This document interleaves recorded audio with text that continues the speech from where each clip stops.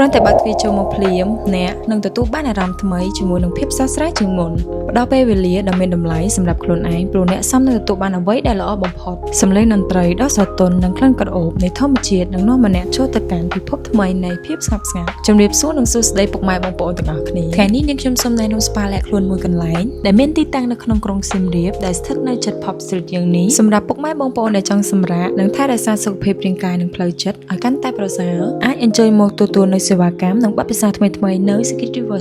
Spa នេះមានបរិយាកាសស្ងប់ស្ងាត់ស្រស់ស្អាតនិងរចនាឡើងបែបធម្មជាតិដែលធ្វើឲ្យអ្នកមានអារម្មណ៍ថាខ្លួនឯងកំពុងតែនៅជិតធម្មជាតិពិតៗពេលដែលដើរចូលទៅក្នុង Spa អ្នកនឹងទទួលបានការស្វាគមន៍យ៉ាងកក់ក្ដៅពីបុគ្គលិកដែលមានជំនាញនិងភាពរួសរាយរាក់ទាក់បន្ទាប់មកបុគ្គលិកនឹងផ្ដល់ welcome drink ជូនលោកអ្នក Spa នេះផ្ដល់សេវាកម្មយ៉ាងសម្បូរបែបដើម្បីឆ្លើយតបទៅកាន់តម្រូវការភ្ញៀវគ្រប់រូបបន្ទាប់មកមុននឹងចាប់ផ្ដើមទទួលសេវាកម្មម៉ាស្សាបុគ្គលិកនឹងលាងជើងជូនភ្ញៀវដែលទឹកក្ដៅបន្សំជាមួយសារធាតុធម្មជាតិដើម្បីបង្កើតអារម្មណ៍ស្រស់ស្រាយរីឯបន្ទប់វិញមានភាពស្រស់ស្អាតនិងរៀបចំយ៉ាងមានសណ្ដាប់ធ្នាប់បង្កើតបរិយាកាសសមស្របសម្រាប់ការសម្រាកបន្ថែមពីនេះបទពិសោធន៍ក្នុងការត្រាំបាសទឹកក្ដៅដ៏ប្រណិតនឹងជួយបន្ធូរភាពតានតឹងនិងធ្វើឲ្យរាងកាយមានអារម្មណ៍ស្រស់ស្រាយងាកមកមើលម៉ាស្សាបែបបុរាណខ្មែរដែលជួយបំបាត់ភាពតានតឹងនិងធ្វើឲ្យឈាមរត់បានល្អម៉ាស្សាបំបត្តិការឈឺចាប់សាច់ដុំនិងបត់បែនរាងកាយបំបត្តិការឈឺចាប់បានយ៉ាងល្អមិនថាលោកអ្នកមានការហត់នឿយពីកន្លែងការងារទុក្ខស្រពោនដៃជើង stress លោកអ្នកអាចសាកល្បងមកទទួលសេវាកម្មនៅ Secret River Spa បាន